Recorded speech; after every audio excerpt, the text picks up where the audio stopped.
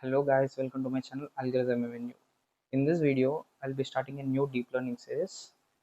In this deep learning series, I'll be completely explaining you all the algorithms, algorithm implementation with code, and also do some mini projects and some advanced level projects. So, just what you have to do is spend 10 to 20 minutes of your time with me. Just go through the external links that will be provided in the description. Just go through the entire subject, understand, watch the video twice or thrice until you understand, and just focus on the video. So in this video we'll be looking at two aspects of deep learning. What is deep learning? Why should we learn deep learning? Okay, let's start the video. Deep learning,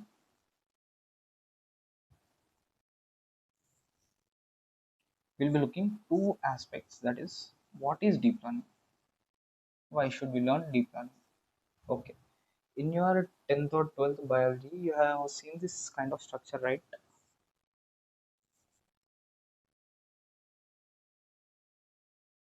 Yes, this is a brain neuron. What this brain neuron does, when you look at some object or some dog, let's say it's a dog or it's a cat, what does it do? It observes the image and process and tells your brain that it's a cat or a dog. Okay, this is the function of a neuron. So in the similar way, scientists what they have done is they have created an artificial neuron. So what they called it as neural network. They called it as a neural network which consists of nodes.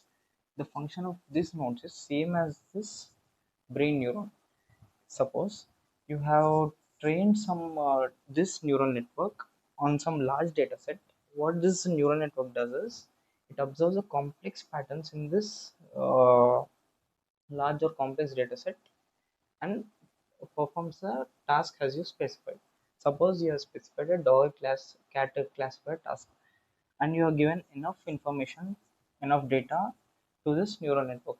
Now, suppose if your neural network sees any dog or cat image, next time what it does is it classifies whether it's a dog or it's a cat. This is the basic definition of a neural network. What is the deep learning consists of a complex neural networks which helps in learning the complex patterns in the large data sets or large data and performs the task you specify. This is the deep learning. Hmm. Okay, now let's see why should we learn deep learning. I'll display you one image which has 11 cricket players, and you have to tell me that what are the names of the cricket players at once by seeing in a single second. Okay, you have seen that image. Now comment down below how many names you have remembered of the cricket players. Suppose if this okay, you can max tell me around 7 to 8 names. But if the similar image is shown to any some neural network, this neural network can tell us how many cricket players are there, what are the names of those cricket players, all the 11 cricket players it can tell you. But only the human intelligence can tell 7 to 8 players names, max to max 7 to 8 players. But a neural network can tell all the 11 players names. So you have seen that the AI surpassed the human intelligence. Suppose let's take another application. This is a car and this is another car. If an human is driving this car, to overtake this car, what he has to do? First, he checks left, right, and then overtakes and enters into the same lane. But in this busy schedule, in this busy world, no one even have the time to drive his own car.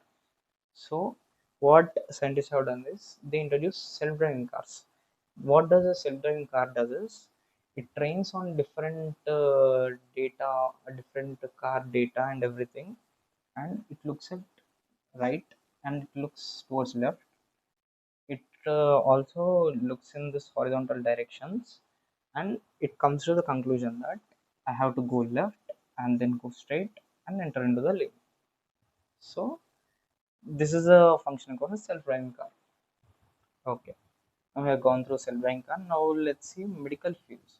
Suppose you have, if you are training your model on some X-rays, then your model can tell you, if any disease or something, or you have any cancer, it can even tell you that. But a normal human intelligence cannot tell whether it, by just seeing an X-ray, a normal human intelligence cannot do this task. Now let's see machine translation. Suppose you are given an, some few words in English. Can you translate to Spanish? No, right? You can maximum translate to 3 to 4 languages. But what a neural network does is, if it gets trained on a machine learning task, sorry, machine translation task, it can translate into any language you specify to it. Now let's see voice assistant. You have seen a Google voice assistant, a Gemini, and also some Alexa. If you command your voice assistant to call a person, it calls. Means it is recognizing the voice of viewers and converting it into a text, and the model is learning from the text and performing a task. This is the voice assistant. And let's see chatbots. Now, few companies may not have that good financial condition to acquire some mass hiring to chat with its customers or to solve the problems of the customers. So what they do is they just introduce a chatbot. A chatbot can reply to the multiple customers at a single time, and few chatbots can also solve the issues of the problem of the customers if it is trained that way. So this is a function of chatbot, means it is reducing the human power by also replacing the human intelligence. Now let's see time series analysis. Time series best example is stock market. If a model is trained on the charts of the stock market, it can also predict on, suppose this is a chart of a stock market. Don't mind, this is just I'm telling it as an example. This is the timeline 2011. Suppose it is also trained with another chart of the same stock of 2011 second month. Let's say this is first month. On the second month, it is in this way, and it is trained on some similar kind of this charts. Now, when it's trained on this similar kind of tasks, now you are asking your model to predict 2011 sixth month. What will be my graph? Whether it will be a downfall or it's an uptrend or downtrend. So what your model does is it learns all the past series data and predicts this future. So this is time series analysis, and you know that robots are also the application of deep learning. Means you see a Sophie robot by the Facebook. It can also chat with you, reply with you. It can talk to you. So this is the application of robots in deep learning. Okay, now we have seen what why should we learn deep learning. So now let's just look at how to how to learn deep learning. How to learn deep learning. I'll be giving you complete deep learning roadmap on how to learn deep learning. What are the books that have to be referred? What are the YouTube links you have to go through? In my next video, I'll be giving you complete roadmap. Please don't worry. I'll be explaining you complete deep learning. Please watch my videos, go through those links, and also read those books. You'll be a very well certified deep learning engineer in 6 months. I promise you. Please go through the video completely, understand the video, check twice or thrice, no problem, because I'll be uploading a short video. So just give what you have to do is spend 10 to 20 minutes of your time. Okay.